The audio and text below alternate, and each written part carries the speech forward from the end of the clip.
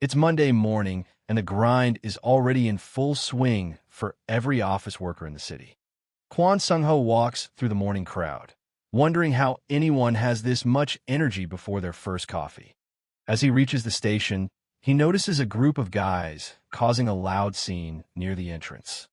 It's just a bunch of punks sitting on the steps, laughing at someone's crypto losses like they own the place. The tracksuit delinquent is the loudest of the bunch, mocking anyone who works a regular job for a yearly salary. Most of the commuters just keep their heads down, trying to get to work without starting any trouble. Sung-ho thinks about ignoring it. The police will eventually show up to handle them anyway. But then, an elderly security guard steps in to try and keep the peace. He politely asks the guys to smoke somewhere else since the fumes are drifting into the nearby building. The punks just laugh in his face, treating the old man's request like a huge joke. The guy in the tracksuit snaps, turning aggressive the second things don't go his way. He grabs the guard by the collar, mocking him for trying to act like a boss. He starts screaming about how the guard's tiny paycheck could never cover what he lost gambling. One of his friends pulls out a phone, thinking this humiliation will make for some great viral content. They record the whole thing, treating the guard's fear like a performance for their followers. Suddenly, Sung-ho leans right into the middle of the camera's frame. The guy filming jumps back, completely startled by the sudden interruption. Sung-ho just gives them a cold, blank stare that kills the energy of the scene instantly. For some reason, the friends drop to their knees and start apologizing as if they've seen a ghost. Sung-ho tells them that they should probably learn how to treat their elders with some respect. Once the moment passes, the tracksuit guy laughs at his friends for being scared of a corporate slave. Sung-ho stops in his tracks. That's one insult he isn't going to let slide. He starts listing his actual take-home pay out loud, calculating it down to the last cent. The delinquent keeps talking trash, asking if he's actually proud of earning peanuts. He brags about making more in a single week than a typical office worker makes in a month. Before he can finish the thought, Sung-ho's hand wraps around his face like a vice. Sung-ho's expression shifts into something genuinely terrifying as he starts shouting back. He slams the guy's head straight into the pavement, telling him that his dirty money isn't even on the same level. The loudmouth is left bleeding on the ground, his ego silenced in a single second. The blonde punk watches in absolute horror, recognizing that overwhelming aura. Sung-ho squats down, telling the guy he only attacked because they insulted the value of hard work. This level of violence isn't new to him. It's a part of his life he tried to leave behind. A decade ago, he was a ghost on the streets, standing at the absolute peak of the fighting world. Back then, they called him the legend, but now he's just worried about a bloodstain on his suit. The blonde delinquent is frozen, unable to process the violence he just witnessed. He thought he was dealing with some high-level mob boss, but finding out the guy's an office worker is even scarier. Sung-ho flashes a malicious grin, noticing that the kid's shirt is still perfectly clean. A few minutes later, Sung-ho has commandeered a ride on the back of the punk's motorcycle. As they ride through the city, the kid asks why a legend would ever choose to be an office worker. Sung-ho just shrugs it off, calling his past as a legend a meaningless memory that doesn't matter anymore. He watches the sanitation workers cleaning the streets as the city starts to wake up. To him, the people who show up and do their jobs every single day are the real ones worth respecting. Sung-ho tells the kid to stop wasting his life as a punk and start doing something with actual value. He explains that the truly strong ones are those who grind away honestly and silently every single day. He tells the kid that money isn't everything, but he's actually pretty satisfied with his current corporate salary. When he mentions he pulls in $6 million a month, the kid nearly loses control of the bike. That's 3 months of his hustle in one go. Since his own shirt is ruined with blood, Sung-ho decides he's going to make good use of the kid's shirt instead. They speed off toward the office, with the punk realizing his limited edition brand shirt just became a mandatory corporate donation. This is the Samjean Group, a top-tier conglomerate that has its hands in everything from construction to chemicals. But like any giant company, there's always a subsidiary tucked away in the shadows to handle the dirty work. At the very bottom of the food chain sits Sam Jean Trading, a place that would sell anything if it turned a profit. This is Sung-ho's office, a high-stress environment where headaches are just part of the job description.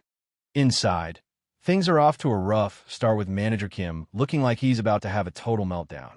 He's tearing into Sung-ho for listing secondhand market apps as unique sources for the company's motorcycle project.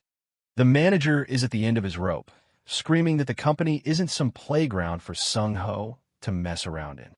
Sung-ho just stands there and takes the verbal beating, apologizing while Kim tells him to actually be good at his job for once. Kim sighs in frustration, saying it would be easier to have a conversation with a literal rock than with him. Sung-ho walks back to his desk, internally reciting his mantra. He is a rock, silent and unbothered by the storms of the office. His colleague Minji leans over to offer some comfort, telling him not to take the manager's words to heart. She mentions that Kim is just on edge today, feeling the weight of the company's expectations on his shoulders. Back at his desk, Kim is clutching his head over a massive headache involving a company called Mujin Shipping. Suddenly, the quiet office atmosphere is shattered as someone kicks the glass door wide open. A man walks in with an arrogance that fills the room, demanding to know where manager Kim is hiding. This is Director Choi Suk-jin from Mujin Shipping, and he clearly didn't come here to have a polite discussion. He starts screaming about renegotiating freight rates, calling the manager a damn idiot before he even gets to his desk. The office erupts in whispers. Apparently, Choi has been running the business ever since the chairman collapsed. Minji explains that the freight market is a mess, and Choi is taking his frustrations out on them to save face. She feels for the manager, who has to stand there and take the hits so the rest of the team doesn't have to. Kim tries to plead his case, reminding Choi that they've already adjusted the rates 3 times this year alone. Minji whispers that Choi has gotten even more physically aggressive ever since he started training in MMA. Choi doesn't want to hear another word. He delivers a sharp kick straight to the manager's shin. Manager Kim grovels in pain, apologizing while Choi threatens to cancel the whole deal if things don't go his way. Minji tells Sung-ho to just keep his head down and pretend he didn't see anything. She tries to suggest they start looking for new vendors to help out, but she realizes Sung-ho has already left his seat. Back at the desk, Choi rolls up a thick stack of papers, preparing to strike the manager again. He screams at Kim to watch his step if he wants to keep his job and the deal alive. But as the documents swing down, they're caught mid-air by a single, steady hand. Choi is stunned into silence, staring at the lowly employee who just dared to stop his hand. Sung-ho calmly tells him that those are important documents, and they shouldn't be treated so carelessly. Choi can't believe the audacity, laughing as he asks if this interesting little prick even knows who he is. He pokes Sung-ho hard in the forehead, reminding him that a lowly staffer has no business talking to someone of his rank. He continues his power trip, mocking the company for failing to teach its employees any basic manners or etiquette. Then, without warning, Choi delivers a heavy kick to the back of Sung-ho's leg. The force sends Sung-ho crashing to the floor in a submissive position, while Choi stands over him, calling him a disrespectful idiot. Manager Kim rushes in, bowing low and apologizing to Director Choi for the trouble. He promises to re-examine the freight rates immediately as Sung-ho watches from the floor, his face hidden in shadow. Sung-ho can only watch in silence as his manager continues to grovel, wishing the director a safe trip back. Choi walks out with his hands in his pockets, leaving a heavy, humiliating atmosphere behind him in the office. Later that evening, on the rooftop, the sunset paints the sky in shades of orange as manager Kim pulls out a cigarette. He asks Sung-ho if he smokes, and is genuinely shocked to hear the young man quit 10 years ago. Sung-ho laughs it off, but Kim reminds him that on paper, he's just a guy with a GED and a motorcycle license. He tells Sung-ho not to make him laugh with talk of qualifications, since he knows the truth of his thin resume. Kim's face turns serious as he exhales a cloud of smoke, reflecting on why he actually hired him. He looks Sung-ho in the eye and tells him it wasn't about the grades or the skills. it was about his eyes. He remembers seeing a spark of genuine sincerity in Sung-ho during the interview, a rare trait in the corporate world. He warned Sung-ho that the world is full of people who lack basic decency and will try to step on him. He explains that even if it's unfair, knowing when to bow your head is simply the reality of being an office worker. He puts a hand on Sung-ho's shoulder, telling him to just pretend he didn't see the humiliation from earlier for the sake of the company. Kim turns away, his voice tinged with a hollow laugh as he admits how embarrassing it is for a grown man to be treated like that. He jokes about how pathetic it looks to be kicked in the shins by a young punk at his age. Sung-ho watches him closely, sensing the hidden pain behind the manager's forced smile. Kim tries to save face, claiming he only took the hit on purpose and used to be quite the fighter in his prime. As night falls and the full moon rises over the city, the corporate mask begins to slip away. A voice on the other end of a phone call confirms that Choi Suk-jin has arrived at his usual training spot. Sung-ho walks down a dimly lit street, his footsteps steady as he approaches his destination. He stands outside Black MMA, where his contact asks if he should come along for backup. Sung-ho tells him to just go home and sleep, hanging up as the guy on the other end shouts loyalty through the speaker. He stares at the building, his expression hardening as he thinks about the manager's bruised shins. He knows that men like Choi, those who lack common sense and empathy, only fear one thing. They fear someone who is even more insane and dangerous than they are. Inside the ring, Choi is in the middle of a brutal sparring session, screaming at his partner to keep his guard up. He mocks the man, telling him that if he's taking his money, he should at least put up a decent fight. Choi throws a devastating hook that connects with a sickening thud. The force of the blow sends blood spraying as the man's head snaps back, knocking him out cold. The poor guy collapses onto the canvas, completely unresponsive after the one-sided beating. The other gym members rush into the ring to check on him, while Choi just scoffs and calls him a drama queen. The gym's coach finally loses his cool, shouting at Choi for hurting the younger students every time he visits. He tells Choi that even as a major sponsor, he's crossing a line by being this reckless with his training partners. Choi's expression goes cold, reminding the coach that not too long ago, he was the one begging for a handout. The coach freezes, the color draining from his face as he realizes he's stepped way out of line with the wrong person. Choi pulls out an envelope stuffed with cash and flashes a predatory grin, telling the coach to buy the kids a nice dinner. He waves the money in the coach's face, asking mockingly if he's waiting for more or if he's ready to shut up and take it. He laughs at the coach for being such an easy sellout, clearly enjoying the power he holds over everyone in the room. Choi turns his attention to the newcomer who just walked in, his mocking smile still plastered on his face. He recognizes the man immediately. It's manager Kim's little lackey from earlier that morning. Sung-ho stands there calmly, loosening his tie as he asks if he can start sparring right away. Choi Suk-jin continues his tirade, claiming that the real problem with people today is that they all think they have it the hardest. He puts in his mouth guard and sneers, telling Sung-ho that compared to the stress elites like him face, a common worker's problems are nothing. Choi adjusts his gloves and mocks Sung-ho for acting tough despite having no money or connections. Sung-ho begins to stretch, ignoring the insults as Choi calls his defiance a matter of petty pride. Choi laughs, asking if Sung-ho is really salty enough about the morning's incident to track him down for revenge on behalf of manager Kim. Sung-ho tightens his own gloves, retorting that Choi sure talks a lot and wondering aloud if he even has any real friends. Choi snaps, lunging forward with a punch while warning Sung-ho that this won't end with just a simple kick in the shins. Sung-ho effortlessly dodges the blow, calmly pointing out that Choi only thinks he's powerful because he pays for the privilege of hitting people.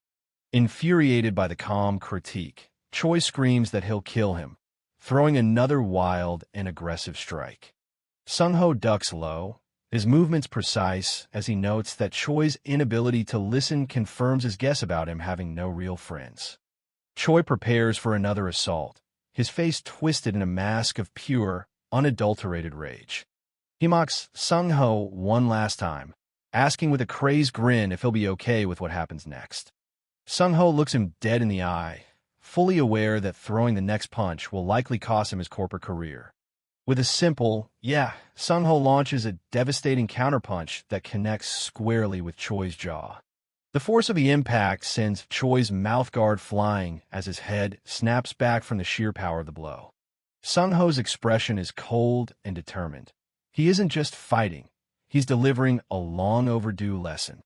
He grits his teeth, his eyes shining with a dark intensity as he doubles down on the attack. The chapter ends with Sung-ho's final, defiant thought. If he were scared of losing his job, he never would have stepped into this ring to begin with. Sung-ho steps into the ring, dressed for the office while Choi Suk-jin gears up for a hit. He barely moves, letting the director's fist whistle right past his face.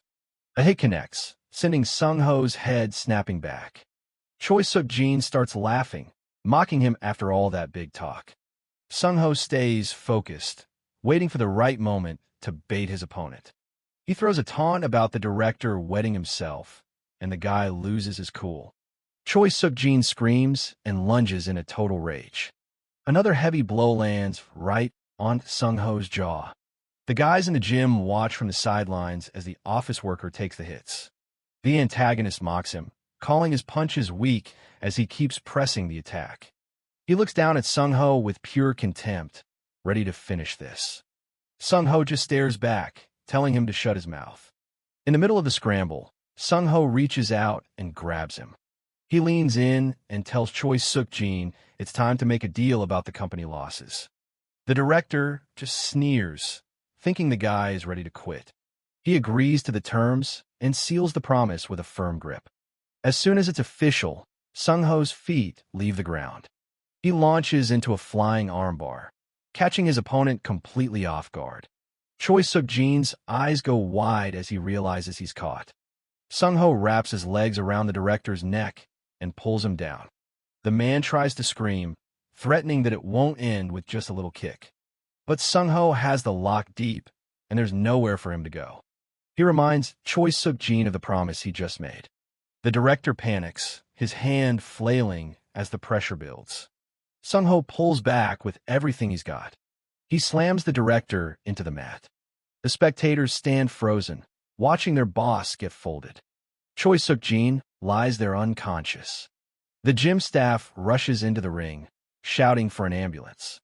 Sung-ho just adjusts his sleeves, saying a man should always keep his word. One of the trainers stops him, asking who he actually is. He doesn't even look back, claiming he's just an office worker. He grabs his jacket and heads out. Cut to the next morning at Sung-ho's apartment. He groans, feeling the physical toll of the fight setting in. He looks in the mirror, slapping medicinal patches over his bruised ribs. His phone starts buzzing on the desk. It's a call from Min-ji. He picks up, and she immediately asks what kind of trouble he caused yesterday. Min-ji looks worried as she tells him Choi Suk-jin is already at the office with a group of guys. She tells him a manager doesn't want him to come in. She tells him to just stay home and rest today.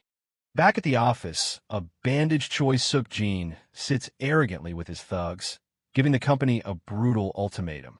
Manager Kim asks Choi Suk-jin why he's so desperate to find a new guy. The director leans back, claiming he's just there to offer Sung-ho a final chance. He points to the ground, laying out his conditions for mercy. Choi Suk-jin demands that Sung-ho grovel on his knees if he wants the shipping rates to stay the same. Just then, Sung-ho bursts through the doors, doubling over as he tries to catch his breath. He's huffing and puffing, clearly having rushed all the way to the office. The rest of the staff starts whispering, wondering why a director is acting like a common thug. Manager Kim looks at the bandaged director, confused by the extreme demand. Sung-ho stands up straight, calling the whole display childish and embarrassing. He asks Choi Suk-jin if he already forgot the promise he made yesterday. Choi Suk-jin smirks through his bandages, claiming he's only here for the benefit of the company. He starts spinning a story for the office, lying that he knocked Sung-ho out in one hit.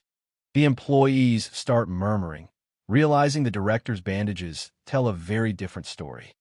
Sung-ho doesn't hold back, reminding the man that he actually wet himself in the shock of losing. He laughs in the director's face, asking if he's not ashamed to be lying like a little kid. Manager Kim stares at them both, completely lost on what actually went down between them. The insult hits home, and Choi Suk-jin starts shaking with rage. He screams that the only way he'll let this go is if Sung-ho crawls between his legs. To everyone's shock, Sung-ho actually drops down to his hands and knees. He makes sure everyone hears the deal. If he crawls, the original contract rates stand. He looks up at the director with a sharp, calculating gaze. He taunts Choi Suk-jin, reminding him that a businessman's reputation is his life. Manager Kim tries to intervene, begging the director to calm down and talk somewhere else. Choi Suk-jin just snaps, telling the manager to let go of him right now. He swings a heavy hand and slaps Manager Kim right across the face. He looms over the manager, asking who he thinks he is to touch him. Sung-ho watches from the floor, his expression turning cold. The director tells the staff to turn around and pretend they didn't see anything happen. He laughs at the manager, mocking him for getting beaten by a punk at his age. Sung-ho clenches his fist hard against the tile floor. He thinks to himself that a man's pride shouldn't be trampled on so easily. He looks up and has a deadly look in his eyes. One of the thugs grabs Sung-ho by the shoulder, trying to keep him pinned down. He tells the guy to stay quiet while the adults are having a conversation. Choi Suk-jin keeps screaming, telling Sung-ho he'll be lucky to leave with his arm attached. He points a finger and orders his men to kill Sung-ho first, then wipe out everyone else. Manager Kim and Min-ji are frozen in fear as the situation turns violent. Sung-ho's face darkens as he prepares to move. The thugs charge at him all at once, shouting as they lunge. But a calm voice suddenly interrupts the chaos, asking who they think they're wiping out. The director's smug grin instantly vanishes as he looks toward the entrance. Manager Kim and Min-ji look up in disbelief as Baek I-jin walks into the room. Baek I-jin strides into the office, her presence immediately cooling the heated atmosphere. She stops in front of the intruders, asking if anyone here actually knows when to stay out of a conversation. She doesn't hold back, calling Choi Suk-jin a puppet director who has no business interfering in her branch's work. Removing her sunglasses, she mocks the man's upbringing, suggesting his father built the company while the son has no real talent. Choi Suk-jin is stunned by the direct insult, his face twisting in a mix of shock and fury. She continues her critique, mentioning that she's only been polite out of respect for his father. With a cold stare, she wonders aloud if bad character just doesn't pass down through genes. She glances at a clipboard filled with photos of Choi Suk-jin partying, proving his meetings are a sham. The director tries to regain his footing, asking through gritted teeth if she's actually threatening him. Baek I-jin smirks, pointing out that he's the one who barged in and started making threats. Choi Suk-jin can only stare in silent rage as she completely dismisses his authority. She takes a seat, moving the meeting along as if he's barely even a nuisance. She notes the absurdity of the situation, pointing out that Mujin Shipping would lose money too if the ships are delayed. Sung-ho joins in the verbal takedown, accusing the director of just trying to pin all the blame on their team. Choi Suk-jin looks like he's about to burst a blood vessel as he asks if this means they're cutting ties. Baek I-jin just leans back, telling him he's free to interpret her words in whatever way he wants. Defeated for now, Choi Suk-jin turns to leave, warning her that she'll pay for making an emotional decision. She watches him and his thugs retreat, her expression one of utter boredom. Once the room is clear of the bullies, she turns her sharp gaze toward the remaining employees. Sung-ho, Min-ji, and Manager Park stand stiffly, waiting for the real interrogation to begin. The scene shifts to the director's office, the silence inside even heavier than the chaos outside. They all sit around the low table, the power dynamic in the room clearly favoring the woman at the head. Baek I-jin keeps things professional, stating they need to get the facts straight about the incident. She looks Sung-ho in the eye and asks for a direct answer. Did he really assault Choi Suk-jin? Sung-ho doesn't flinch, clarifying that it was actually a formal sparring match between fighters. Manager Park nearly has a heart attack at the revelation, screaming about the madness of sparring with a director. Baek I-jin stays focused on the bottom line, the delay of 500 motorcycles due to Sung-ho's actions. Manager Park bows low, profusely apologizing to the director for failing to control his subordinate. Min-ji is beside herself with worry, wondering why Sung-ho had to make an already bad situation so much worse. Sung-ho just listens to the apologies, his face a mask of calm determination. The manager's voice echoes in his head, talking about how office workers often have to just bow their heads to survive. He clenches his fist, the notion of protecting the company through submission not sitting well with him. Baek I-jin watches him closely, curious about what the man who beat a director is thinking. Sung-ho breaks the silence with a smirk, recalling a classic line from a trader friend of his. He stands up and looks around the room, questioning if they've actually sold the motorcycles yet. Since the goods haven't moved, he argues that the billion-won loss is nothing more than a projected one. He boldly offers to take full responsibility and handle the entire deal from start to finish. A small, dangerous smile starts to form on Baek I-jin's face, intrigued by his unconventional logic. She looks him up and down, concluding that the man standing before her is even crazier than she first thought. Sung-ho looks like he's having a rough day. Min-ji remembers him promising to handle things on his own, but it's clear the pressure is getting to him. The crew is out on a terrace, but the vibe is anything but relaxing. Min-ji is stressing hard because they've got just 1 week to move 500 motorcycles. Manager Kim tries to lighten the mood with a laugh. He reminds them they're merchants and brags about selling hot tea in the Middle East. His confidence slips pretty quickly, though. He apologizes to the team, feeling like his involvement only made their situation worse. Min-ji stares at Sung-ho while he rubs the back of his neck. She tells him he actually did something everyone else has only ever dreamed of doing. But it wasn't a compliment. Her expression goes cold as she asks if he really thought she was praising him for what happened. Manager Kim puts on a brave face and tells them they shouldn't have gotten involved in the first place. Min-ji isn't buying the optimism. She's worried sick about the kind of disciplinary action they're all going to face for this. We get a close-up of a woman's smile. It's Baek I-jin, and she seems genuinely impressed by the confidence shown.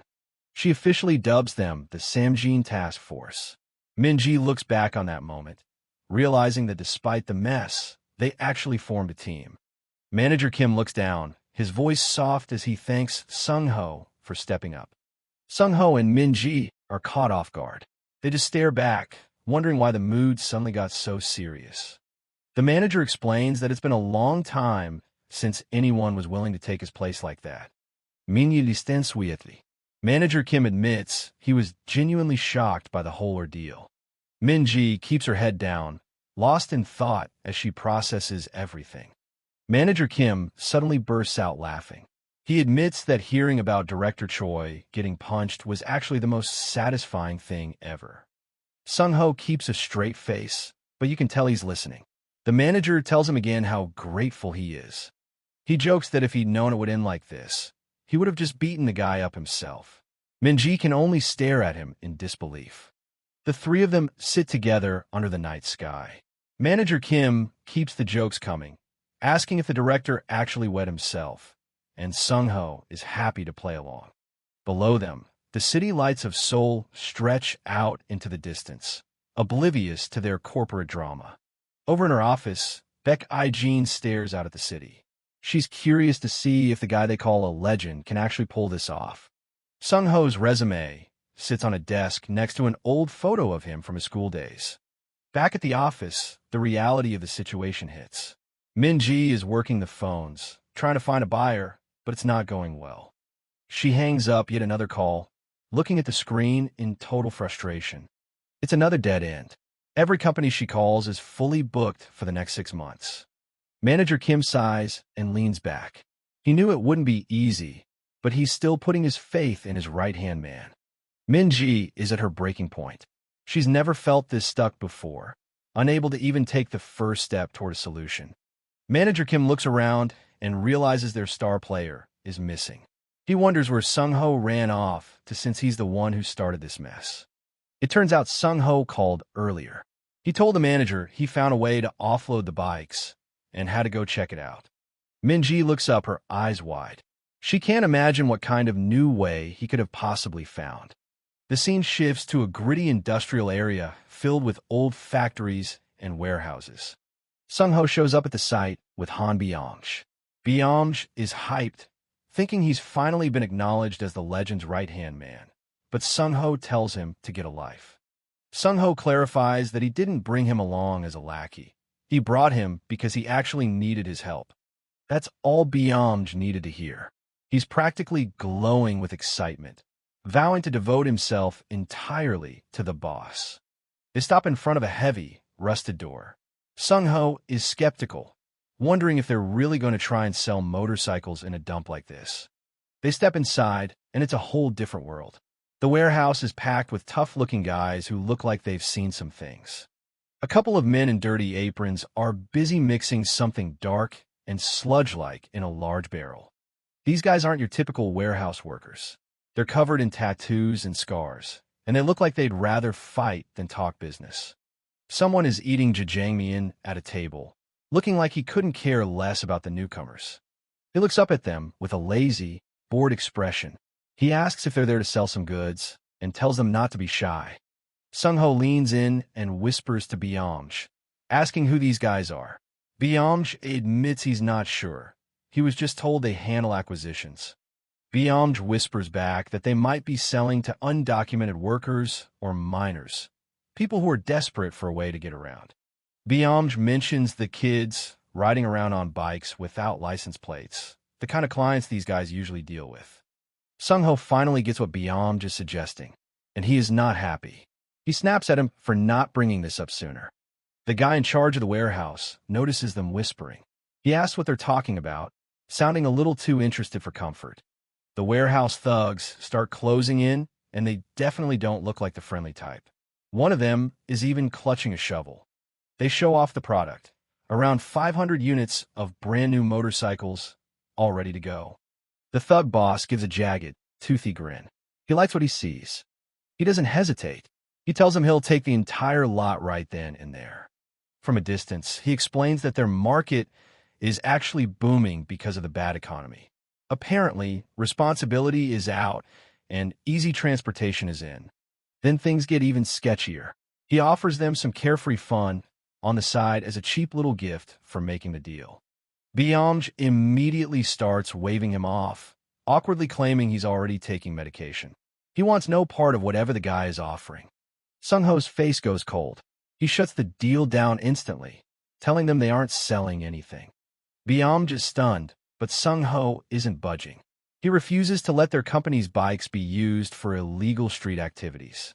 The thug boss isn't used to being told no. He stares Sung-ho down with a look that says things are about to get ugly. Sung-ho doesn't back down, telling them not to insult his company. Byung-j, on the other hand, is starting to regret everything. Byung-j panics, realizing his hard work is about to go down the drain. He can't believe Sung-ho is backing out now.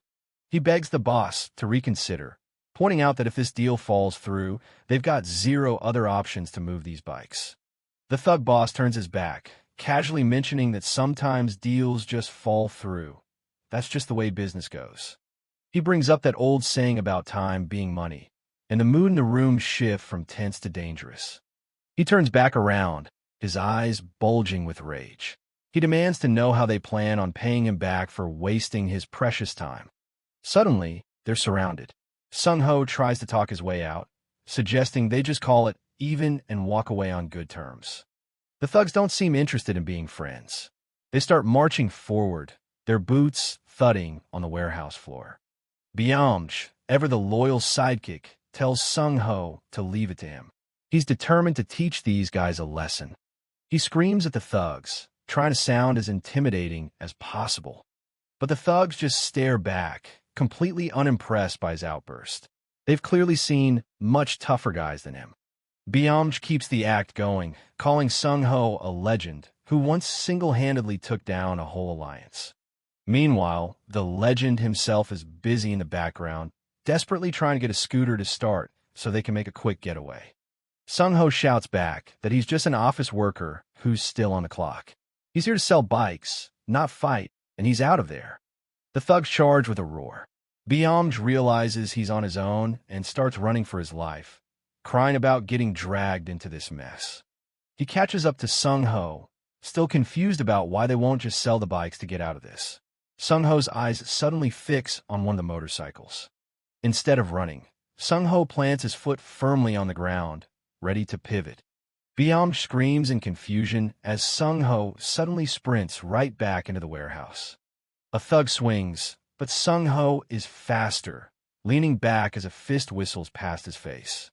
The thug boss screams for his men to break Sung-ho's legs, but they can't even touch him. Sung-ho weaves through the crowd like he's done this 1,000 times, heading straight for one of his bikes. He stops right in front of the motorcycle and looks at the thugs. He tells them a real salesman would never just abandon his goods. One of the guys is caught completely off guard, just staring at him with a look of pure confusion. As the guy reaches for the bike, Sung-ho launches a massive flying kick, telling him he's going to get it dirty. The kick connects with brutal force, sending the thug flying backward into a pile of boxes. Byung can only watch with his jaw hanging open. He knew the guy was good, but this is something else. The rest of the gang freezes, completely stunned by how easily their buddy was just tossed aside. Sung-ho points to a dusty fingerprint on the bike's sleek white frame. He hops onto the seat and looks back at them. He coolly suggests they just call it, even since they managed to get his bike a little dirty. Byung is leaning back on the bike, complaining that Sung-ho almost left him behind at the warehouse. Sung-ho, holding on tight, tries to claim he'd never do something like that. Byung talks big about being a man of loyalty as they speed through the city. But the mood turns sour as they realize they still have hundreds of motorcycles they can't sell. They ride through the intersection as the sun sets. Byung admits he even skipped his day job because he thought this deal would be a huge payout. Byung skillfully weaves through the traffic. He's clearly comfortable on a bike, which catches Sung-ho's attention as they cruise past other riders. Byung laments all the potential customers he's missed today while they were dealing with those warehouse thugs. He can practically see the money he's lost. Byung asks if he can finally get back to work now that the madness is over. Sung-ho is curious and asks what it is he actually does for a living. Byung casually drops that he's a delivery driver. Sung-ho is surprised, not expecting such a mundane job from someone so streetwise. Byung gives him a sidelong glance, telling him that with his combat skills, he's in the wrong line of work. He claims that in this industry, a guy like Sung-ho could easily pull in 10 million won a month. Sung-ho can barely believe a delivery driver makes that much. Meanwhile, back at the Samjin headquarters, the lights are still on late into the night as the team struggles to find solution. Inside the office, the atmosphere is heavy. Manager Kim and the rest of the team have been working overtime, trying to find any way to move the inventory. Baek I-jin stands by with her arms crossed, looking as cold as ever. She explains that the local market is dead and shipping things abroad is out of the question for at least a year. Manager Kim looks like he's aged 10 years in a single day. He realizes that if they can't find a middleman, they might have to transport all 500 bikes themselves. Minji tentatively suggests trying to talk to Director Choi again, hoping for a renegotiation despite how bad things ended last time. Just as hope is fading, Sung-ho kicks the door open and walks in, still carrying his motorcycle helmet. He slumps into his chair with a heavy sigh, looking completely defeated. The rest of the team can't help but feel that their last chance just went up in smoke. Baek I-jin looks out the window, asking if there's really no other option left for the company. Inside the office, Manager Kim and Minji sit in silence as the weight of their situation sinks in. Kwon Sung-ho breaks the tension, casually suggesting they put their idle inventory to work. He points out they already have the motorcycles just sitting there, so why not use them? A flashback shows Han Byung geeking out over how much money is in the delivery business while they were riding. Back in the meeting, Sung-ho explains that the market is absolutely massive, generating trillions annually. He goes on about how nearly half of the country's delivery agencies are crammed into the Seoul and Incheon area. During rush hour, the streets are basically owned by motorcycles instead of cars. Sung-ho places his hand on a helmet, getting serious about his plan. He tells the group that if they do this right, they aren't looking at just $1 billion. They could make over $10 billion. Manager Kim looks pretty skeptical, reminding him that starting a whole new business branch isn't that simple. Min-ji agrees, worried that he's treating a serious corporation like it's just child's play. But Sung-ho isn't just winging it. He's been studying industry trends and talking to the pros. Ai-jin stares him down, remembering that she was the one who gave him the green light to try. He throws her words back at her, saying she told him to give it their all until the very end. He gives a confident grin, telling her they're only just getting started. Later, the director stands alone in her office, staring at the helmet on her desk.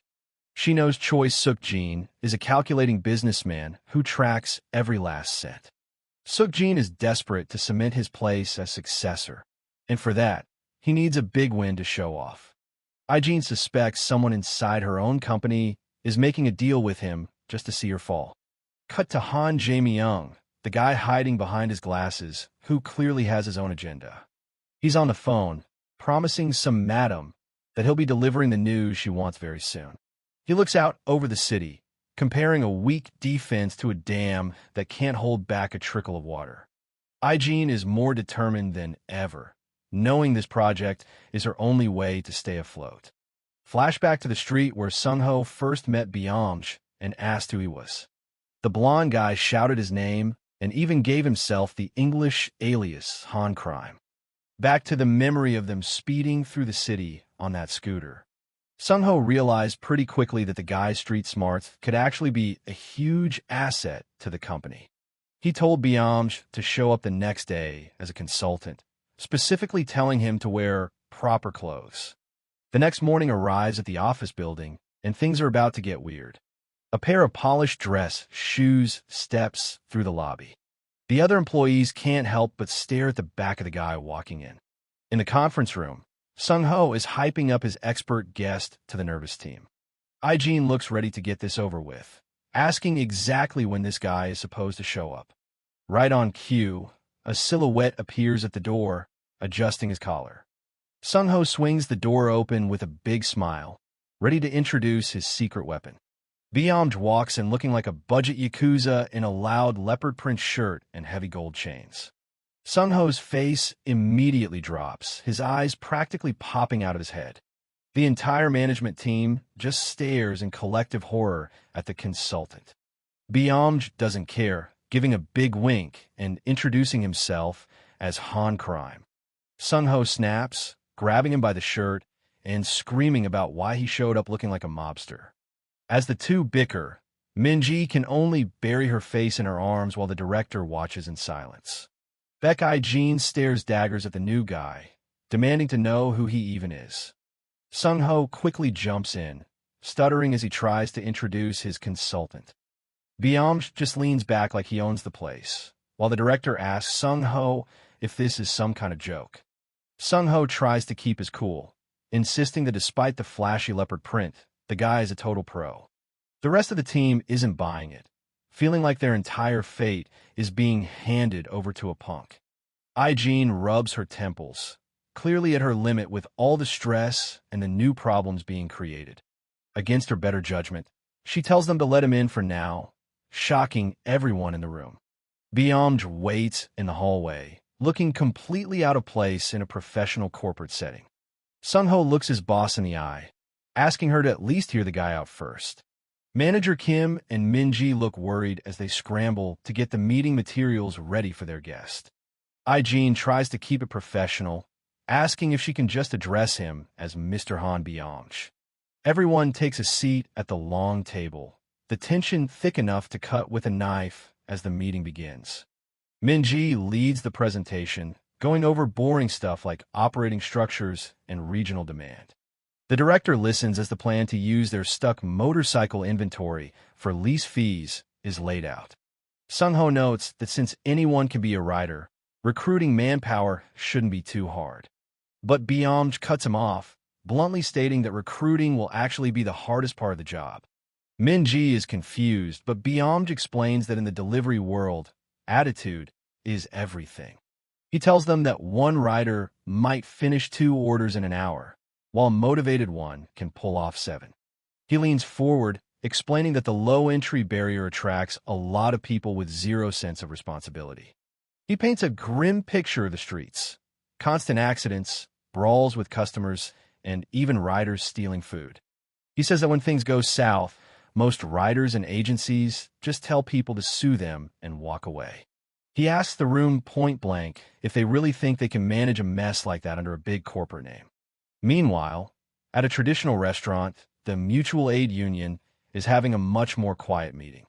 Hands pour liquor as they talk about sharing one heart and moving forward together. It's the kind of high-level meeting where every sip of alcohol carries a hidden meaning. Han Jae-myung, a director from Samjin Trading, smiles as he talks about their perfect relationship. Across from him sits Choi Suk-jin, looking like he'd rather be anywhere else than listening to cheesy talk. Suk-jin takes a drink, basically telling the older man to skip the fluff because business isn't about heart. He admits he feels a bit weird meddling in what is essentially a massive family feud. He looks back on the earlier performance at the office where he made the employees crawl at his feet.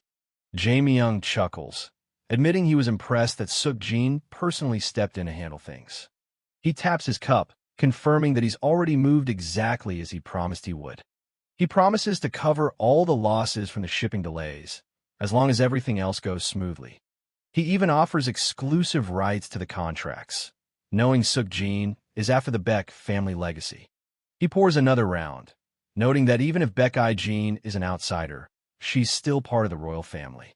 They clink their cups together, finalizing a deal that would tip the scales of power toward Mujin shipping. Jae-myung lets out a creepy smile, mentioning that I-jin is up to something amusing. He tells Suk-jin about the task force trying to turn their failed sales into a delivery business. Suk-jin's expression turns into a dark, arrogant smirk as he hears the news. He bursts out laughing, thinking it's hilarious that they think just having some bikes is enough to survive. Back at the office, Byung grabs a marker and starts scribbling on the whiteboard. He tells them that from the outside it looks easy, but once they peel back the surface, it's a total madhouse. Han Jae-myung leans back, explaining that the streets are a lawless circus where the strongest rule the turf. Byung confirms the grim reality, noting that local gangs always make life miserable for any new delivery company. With a manipulative grin, Jae-myung asks if they really think finding reliable riders is going to be a walk in the park. He points out that the current pool is mostly unlicensed kids, questioning if someone like Baek I-jin could ever handle them.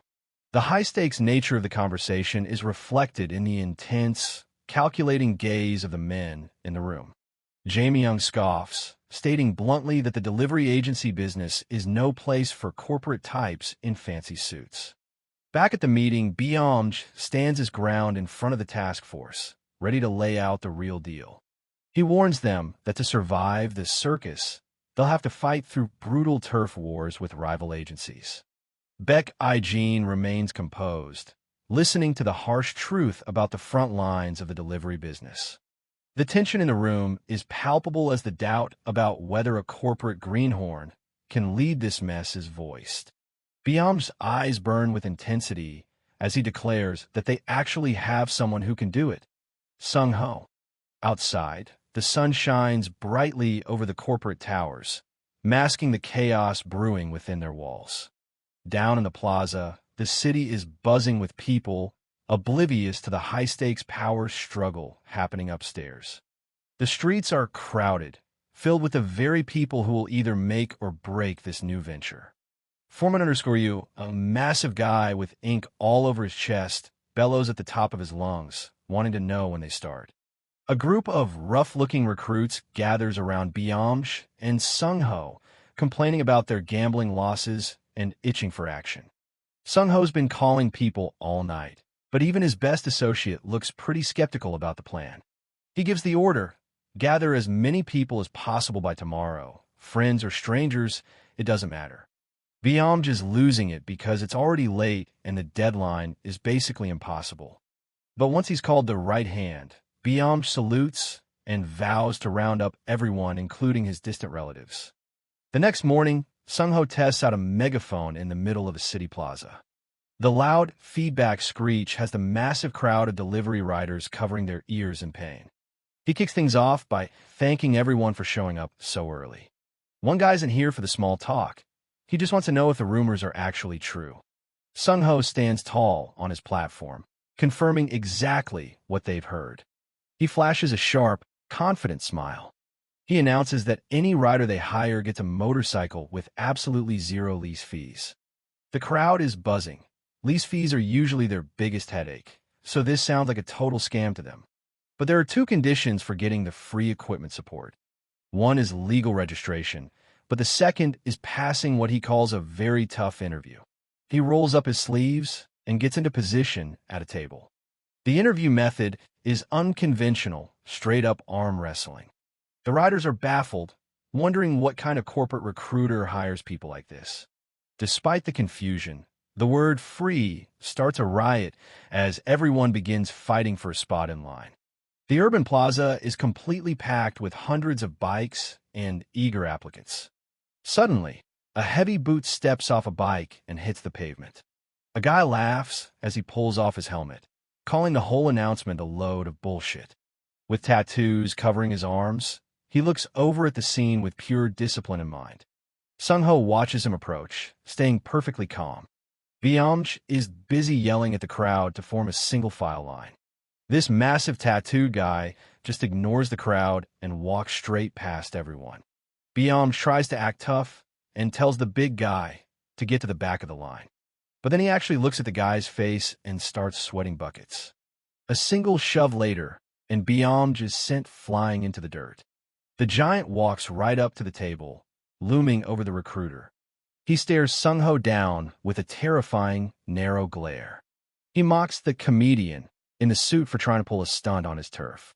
The crowd recognizes him instantly. It's the crazy bull, Hwang Jong-gyu. Jong-gyu reaches out and grabs Sung-ho by the collar. Byamj is still on the ground, looking completely paralyzed with fear. The delinquent threatens the suit, asking if he really thinks he can just take away his crew. He leans in with a sadistic look, offering to give Sung-ho a little interview of his own.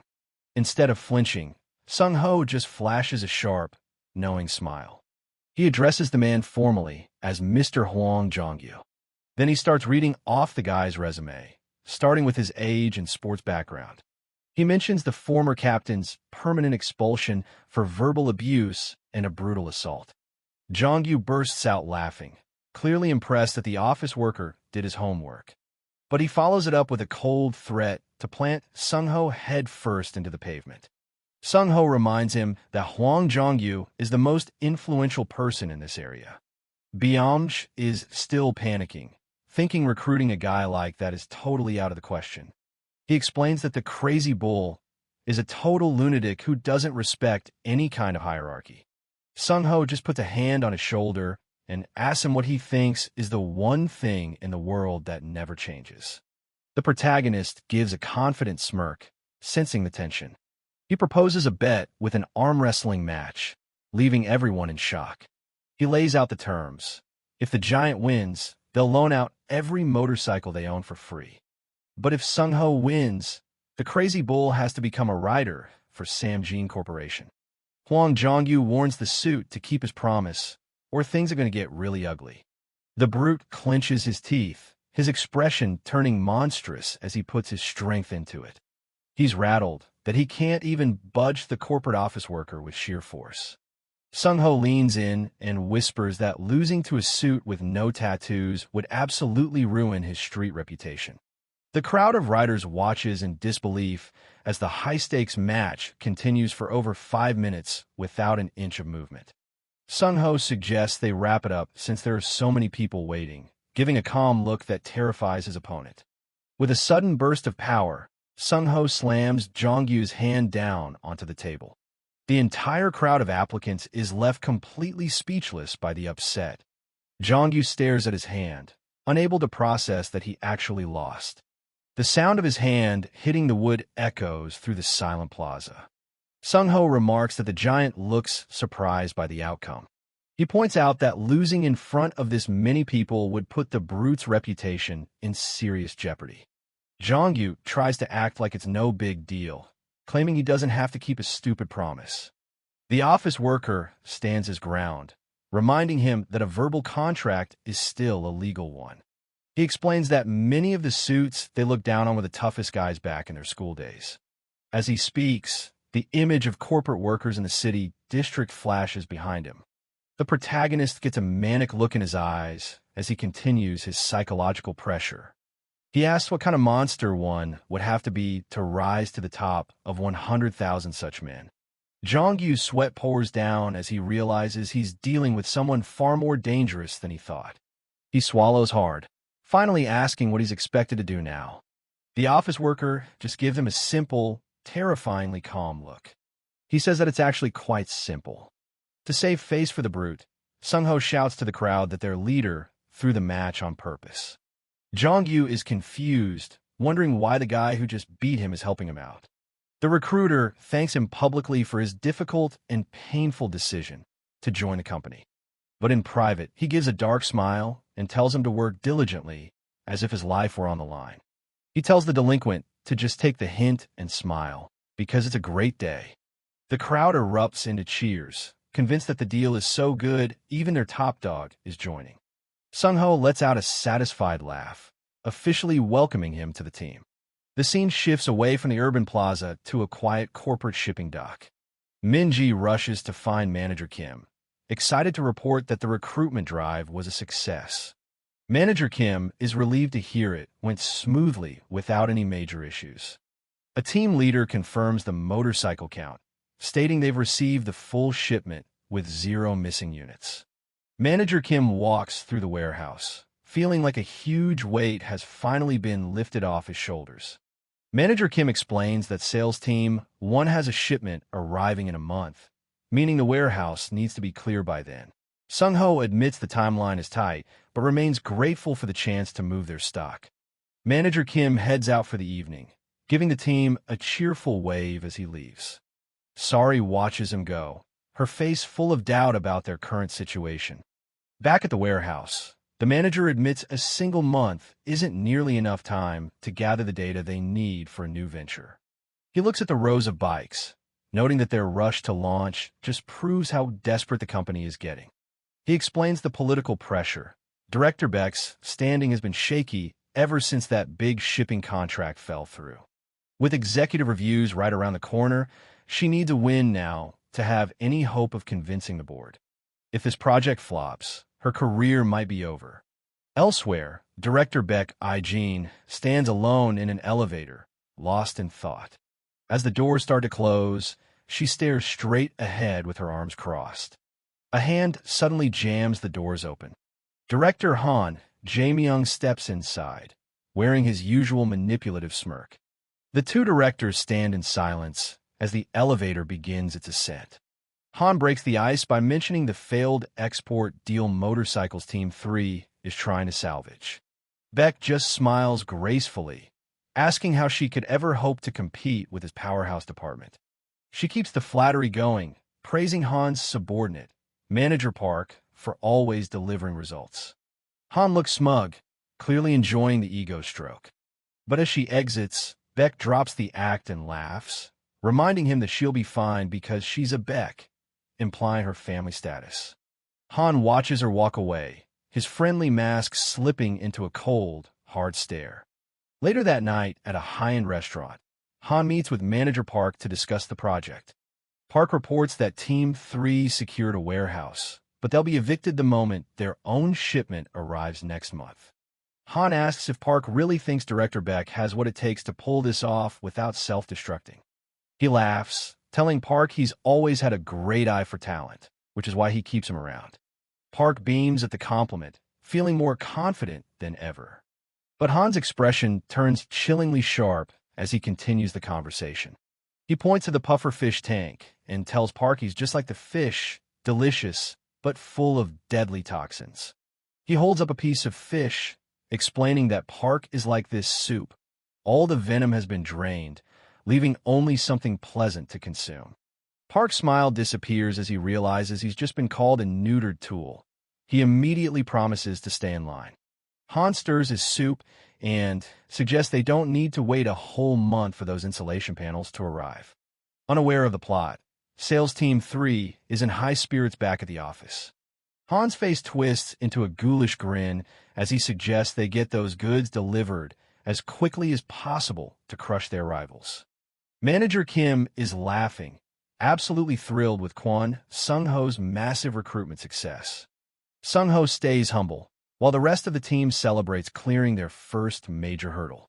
Byung can't stop bragging about how his boss stood up to hundreds of writers and dominated the room. He explains they've even got a supervisor and safety training already lined up for the new recruits. He's convinced that with the writers under control, there won't be any more big problems. Director Beck joins the meeting, noting that all the bikes are safely stored in their temporary warehouse. She thanks the team for their hard work and tells them to keep up the momentum. Byung laughs and says that with Sung-ho in charge, everything is finally going smoothly. The entire room suddenly goes dead silent.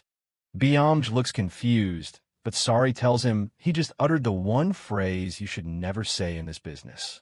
She explains that every job has its own forbidden jinx, like a nurse saying it's a quiet night. Right on cue, Manager Kim's phone rings, and judging by his face, the jinx just hit them hard. Manager Kim is on the phone, shouting in panic as he hears the news that they have to vacate their warehouse immediately. On the other end, an employee explains that Sales Team 1 shipment is arriving a full month early, leaving Team 3 with nowhere to store their bikes. The caller apologizes, but insists there's nothing they can do about the sudden change in schedule. Kim hangs up and tells Director Beck that it's obviously a calculated move by Director Han to sabotage their progress. Director Beck Jean listens, a dangerous and cold smile spreading across her face as she considers the challenge. She stares down at her folded hands, realizing that the internal corporate war has finally escalated to open sabotage. Sari immediately gets to work on the phone, but because it's the peak of Black Friday season, every single warehouse in the city is already booked.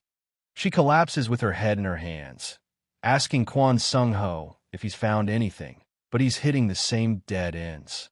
Looking tired and defeated, she starts to wonder if the entire business plan was just a pipe dream, doomed from the start. Close-up of her as she starts to spiral into hopelessness. Sung-ho stays remarkably calm, reminding her of their company motto about success being hidden inside the impossible. He gives her a confident smile, telling her that the reward will be even sweeter if they manages to survive a crisis like this. Sari and Byung laugh despite themselves, wondering where he picks up such cheesy, over-the-top lines. She quickly regains her composure and tells him to stop lecturing his senior. Sung-ho quickly backs off with a nervous grin, claiming he was just talking to himself to keep his spirits up. Sari's expression softens as she admits she hasn't completely given up hope yet either. Back at the office, Manager Kim's desk is empty as he's taken matters into his own hands. Far away at the logistics docks, Kim is sweating under a yellow hard hat, sporting a weary but determined smile. He spent the day doing grueling manual labor alongside the warehouse workers, earning their respect. He insists on helping with the final load, even though the workers tell him he's doing too much. He hoists a heavy roll onto his shoulder, showing he's not just another suit from the main office. Foreman he notices a row of canned lattes sitting nearby and realizes Kim brought them for everyone. One of the workers notes that for an office guy, Kim is surprisingly quick on his feet and hasn't complained once. Kim laughs it off, telling the men that once you learn how to hustle with your body, it never really leaves you. Foreman_U watches him, looking thoughtful. As the sun begins to set, Kim bows low and asks the foreman to please keep him in mind if any storage space opens up. He starts to walk away when a voice calls out to him from behind. Foreman_U tells him that Song Textile Trading missed a shipment due to a delay at sea, meaning their warehouse might actually have some room. Kim turns around, his eyes wide with a new glimmer of hope. The foreman gives him a thumbs up and thanks him for the coffee. The small gesture clearly paid off. By the next morning, the sun shines over a new potential location for their motorcycles. Manager Kim stands in front of the massive warehouse doors, looking optimistic for the first time in days. Sorry, Sung-ho and Byamj come running up, breathless but excited that a lead finally came through. They ask if he's met with the owners yet, but Kim says he's just waiting for them to arrive. Suddenly, an arrogant voice cuts through their conversation, mocking the team for being so slow. Manager Park strolls out of the building with a smug grin, waving a signed contract envelope. Manager Kim is frozen in shock, unable to believe that Park is standing right in front of the warehouse they desperately needed. Sorry is livid, asking how he can do this to them after he's already using their current warehouse. Park doesn't even look at her, telling Kim he should teach his subordinates some manners when addressing their superiors. He starts tapping the contract envelope against Kim's head, treating him like a complete amateur. Leaning in close, Park tells him that he should have picked the right line in the company from the start.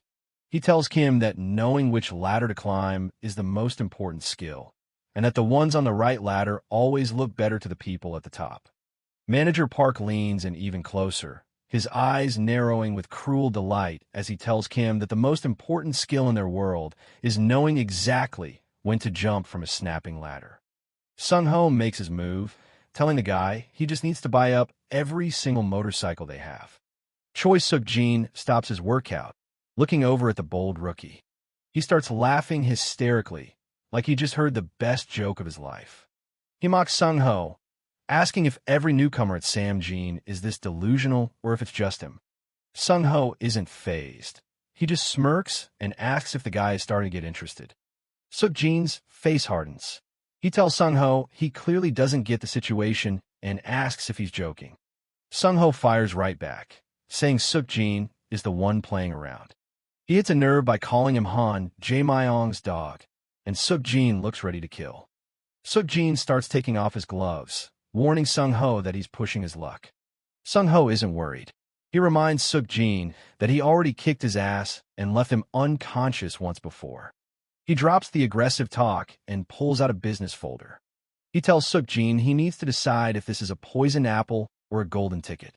Suk-jin stares at the proposal, the atmosphere in the gym turning cold. They eventually sit down, and Sung-ho explains that they aren't just selling bikes. Suk-jin starts reading through the documents. It's a joint venture between Samjin Trading and Mujin Shipping. Sung-ho says $1 billion in inventory is just an entry fee for a seat at the table. He points out that even a giant like Mujin can't reach every single doorstep. Suk-jin realizes the plan is way more advanced than a simple idea. It's a strategy built specifically for execution. The goal is aggressive market entry, skipping the slow growth phase entirely. This triggers a memory for Suk-jin, a meal with his father right before the old man passed. His father had warned him that sticking only to sea routes would eventually leave them stranded. He told him he needed to go beyond the coast and head deeper than anyone else dared. Suk-jin had argued that the delivery market was already locked down by existing giants. His father called him an idiot, saying logistics was more than just large-scale shipping. He said the one who masters the inconveniences would dominate for the next decade as he took a bite of meat. He told his son that the real answer was waiting for him at the end of the line. Back then, Suk-jin had claimed to understand. He remembers a headline about delivery platforms reaching trillions in value. In the present, Suk-jin admits the business logic is sound. But his pride gets in the way, and he laughs, calling it a crappy plan. He admits it's a convincing pitch, but questions if Sung-ho knows how the real world works. He tosses the papers onto the table, saying the delivery market is already oversaturated. He uses a pie analogy, saying they'd just be fighting over leftover crumbs. He looks at Sung-ho with contempt, asking if he really expected to share such a small prize. He mocks him, asking what kind of edge he thinks he has to survive in a market like that. Without a killer move, he says the whole thing is just useless paper. Sung-ho just gives him a confident smirk. He tells him they're targeting a blind spot that the big players can't ever touch. Suk-jin is skeptical, asking what kind of blind spot he's talking about. Sung-ho puts his hand on the document and reminds him that he never said this was an exclusive offer. Sung-ho doubles down, explaining that there's a massive difference between what you can buy anytime and what's only available right now. He points out that no matter how good the proposal is, Choi Suk-jin is the type to drag things out to maintain leverage. The team starts coordinating with members ready to reach out to their industry connections. Baek Ijin gives the order for everyone to make their calls and hit the field, but she pulls Sung-ho aside for a specific task. Sung-ho listens as she gives him a message to pass along to Suk-jin.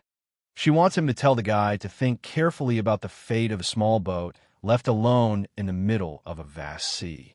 Back in the gym, Sung-ho delivers the killing blow, dropping a bonus piece of info from director Baek. He reveals that Han Jae-myung has already been looking for a way out, securing a seat elsewhere at the expense of this deal. He asks Suk-jin if he really believes a man with one foot out the door will keep his promises. Sung-ho tells him to look into it himself if he doesn't believe it, even if it takes some time. Suk-jin erupts in a fit of rage, calling Sung-ho a crazy bastard.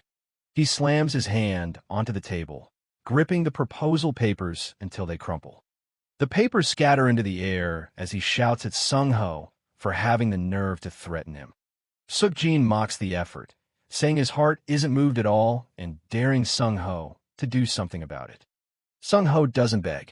He just cold-bloodedly states that in business, hearts have to align for success. He tells Suk-jin to go ahead and spend the rest of his life hanging on a Han Jae-myung's leg for scraps. He says his team would never want to work with someone who makes business decisions based on petty feelings anyway. He turns to leave, telling him they should just pretend this never happened. Sung-ho walks away, throwing back one last jab, telling Suk-jin to feel free to hang onto their coattails when he's desperate later. Suk-jin screams after him, unable to believe a mere employee would dare to act so cocky. He's left alone in the gym, seething with a rage he can't vent on anyone. After that, time moves at a cruel and grueling pace for Sales Team 3. Min-ji is buried in work, eating cup ramen at her desk while making endless calls for warehouse space.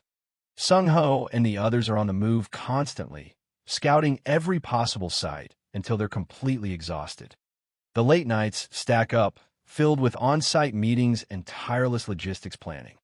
Manager Kim is at his computer until the early hours, his eyes bloodshot from the screen's glare. Min-ji is the last to leave the office, her frame slumped with fatigue as she heads home. The office finally goes dark, but the pressure only mounts as the deadline approaches.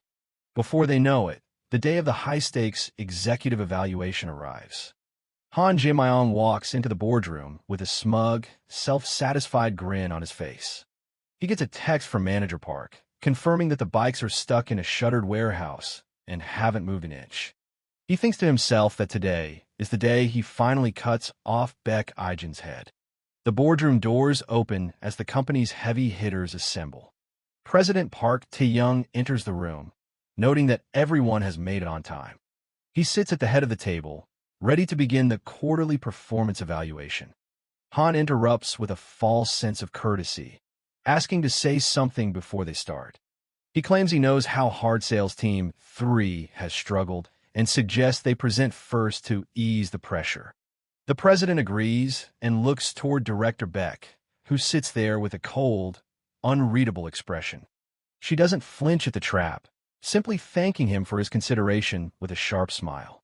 She stands up and walks toward the podium, the eyes of every director in the room on her.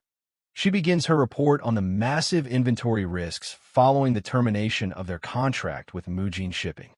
The president looks down at the report, seeing the expected losses of a staggering 1 billion won. Directors in the meeting room whisper among themselves, wondering if the project's failure was truly caused by the rookie in Sales Team 3. Baek Ijin stands at the podium and calmly announces the team's decision to withdraw the plan for for exporting used motorcycles overseas.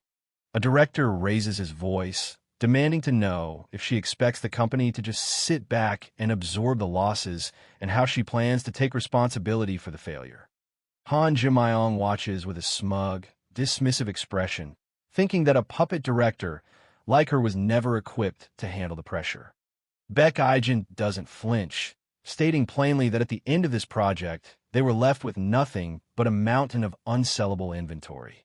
She pauses, her eyes narrowing with a sharp, calculated intensity that suggests she isn't finished yet. Han Jimayong looks confused, repeating the words, 3 weeks ago, as the presentation shifts to the recent past. Baek Ijin reveals the twist, explaining that rather than treating the inventory as a mere asset, they restructured it into a profit-generating operating asset. Han Jae-myung is shocked as she announces they signed a conditional acquisition agreement with a strategic buyer, securing an upfront payment of 1 billion won. The room murmurs in surprise as she projects that the deal will bring in 2 billion won in revenue for the company this quarter. Sweating and visibly unsettled, Han Jae-myung questions how such a massive agreement could have been finalized in such a short amount of time. He desperately tries to find a flaw, demanding to know what ridiculous company would agree to such terms, while Baek Ijin picks up a remote. She displays the name of the buyer on the large screen, Mujin Shipping. With a mocking smile, she points out that Mujin Shipping has deep ties to director Han himself, implying he's been outmaneuvered using his own network.